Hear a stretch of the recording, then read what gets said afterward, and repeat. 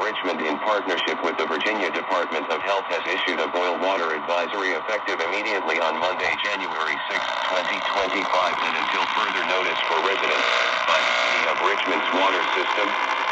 This includes all residents in the City of Richmond.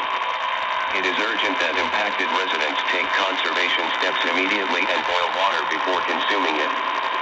Some customers may experience a total loss of water service, while others may experience varying degrees of loss in water pressure.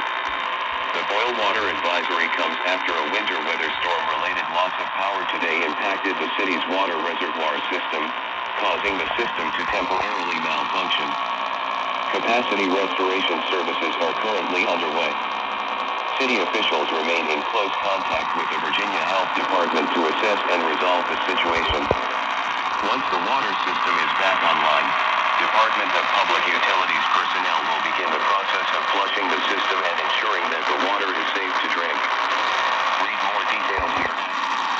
https://www.rva.gov/press releases and announcements/news/City Richmond issues immediate boil water advisory ad.